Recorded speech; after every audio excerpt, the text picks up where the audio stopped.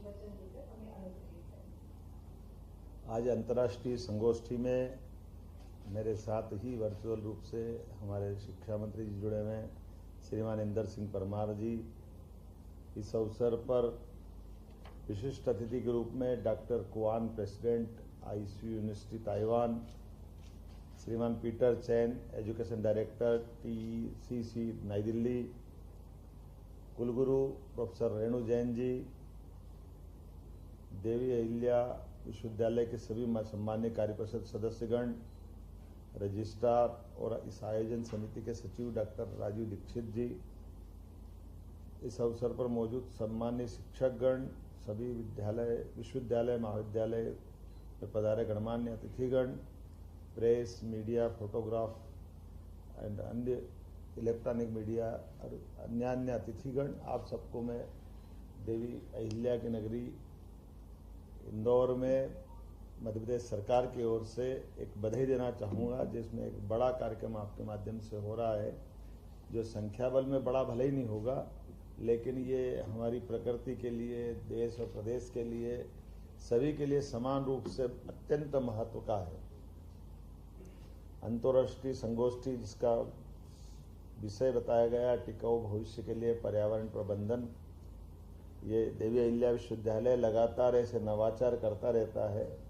मैं अपनी ओर से देवी अहिल्या विश्वविद्यालय को बधाई देना चाहूँगा। आज मुझे इस बात की और खुशी है कि विश्वविद्यालय ताइवान के साथ 6 अलग अलग विश्वविद्यालय के साथ शैक्षणिक और अनुसंधान संबंधी अलग अलग गतिविधियों के लिए एमओयू किया है। जैसा मुझे मालूम है, ताइवान विश्व में सर्वाधिक सेमीकंडक्टर एवं चिप डिजाइन करने के क्षेत्र में सिरमौर होने का एक तरह से ताज पहने हुए है, जिसके कारण से पूरी दुनिया में उसका विशेष मान सम्मान है और वो चिप का एक तरह से उत्पादक देश भी है। मेरा ऐसा मानना है कि इस तरह के नवाचार से मध्य प्रदेश के छात्र एवं शोधकर्ताओं का सभी का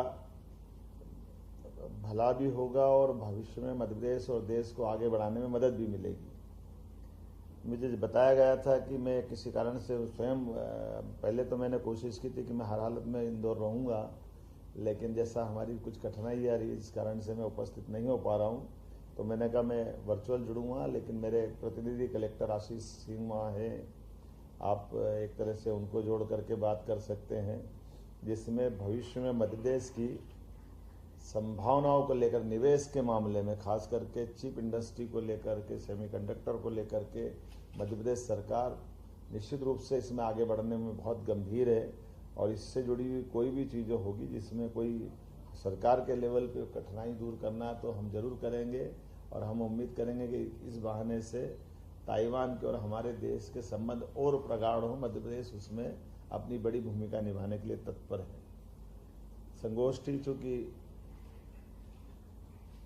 संगोष्ठी पर्यावरण से जुड़ी हुई है, ये मैं इसलिए इस पर भी बोलना चाहूँगा। पर्यावरण का वैसे सीधे नेचर से जुड़ने वाले सभी प्रकार की अनुकूल परिस्थितियों में अगर देश के राज्यों की बात करें तो मध्य प्रदेश मुझे लगता है निश्चित रूप से उसमें सिरमौर होगा, 1 नंबर पे होगा, जहां पर सभी प्रकार की वन संपदा भी है, वन्य प्राणी भी है। और मध्य प्रदेश में तेंदुआ, टाइगर, अब तो चीता भी आ गया है। हमारे लिए और आनंद की बात है कि मध्य प्रदेश में जो पूरे एशिया में एकमात्र मध्य प्रदेश जहां है जो चीता प्रोजेक्ट करके हमारे यहाँ काम चल रहा है। ऐसे में पर्यावरण से जुड़े हुए सारे विषयों के लिए, लेकिन इसकी चुनौतियों को भी हम समझते हैं। पर्यावरण को लेकर के पूरा विश्व इसकी चुनौतियों से जूझ रहा है। दिन प्रतिदिन बढ़ता तापमान, पीने के पानी की कमी, सांस लेने के लिए खुली स्वच्छ हवा, ऑक्सीजन। कोविड के समय हमने सबने इस कठिनाई को देखा है, ऑक्सीजन को लेकर के कितने प्रकार के लिए खास करके पूरा विश्व उससे अच्छा क्या कोई अनुभव लेगा। मैं अपनी ओर से प्राकृतिक संसाधनों से युक्त इस प्रदेश के अंदर निश्चित रूप से आपकी पर्यावरण के मेरे मन और ये हम पृथ्वी माँ के प्रति भी ये उपकार एक तरह से करेंगे जो उनके अपने जीवन काल से हम सबके लिए सदैव जीवन तो प्रदान करते हैं, लेकिन जाने अनजाने हमारी गलतियों के कारण से हम कभी ओजोन लेयर में हस्तक्षेप करते हैं, कभी वन की व्यवस्थाओं में नुकसान पहुंचाते हैं, कभी वन्य जीवों पे हाथ डालते हैं।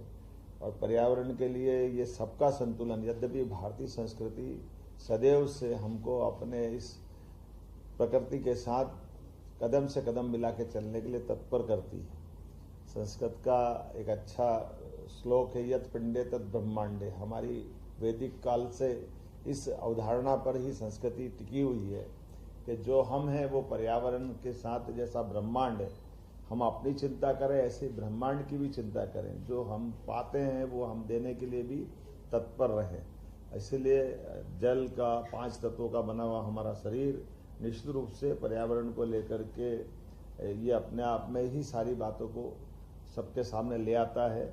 हम सब जानते हैं कि हम तो अतीत की इन गलतियों के बावजूद भी आज जिस दौर में अब यशस्वी प्रधानमंत्री ने सरकार बनाने के साथ हमको खास तौर पर माननीय मोदी जी के आने के बाद ये पिछले 10 साल से ऐसे बहुत सारे क्षेत्र के लिए पर्याप्त धनराशि भी दे रहे हैं, पर्याप्त वातावरण बना हुआ है। हम सबकी मानसिकता बनी हुई है कि हम अपनी इस प्रकृति के साथ जुड़ करके जीने की आदत पुनः स्थापित करें और पर्यावरण को जितना बचा सकते वो जरूर बचाएं। इंदौर ने तो और अच्छा निर्णय लिया, हमने 5.5 करोड़ पौधे लगाने का आगामी समय में निर्णय किया। इसमें अकेले इंदौर ने 51 लाख पौधे लगाने का निर्णय किया है। मेरी अपनी ओर से इंदौर वासियों को बधाई।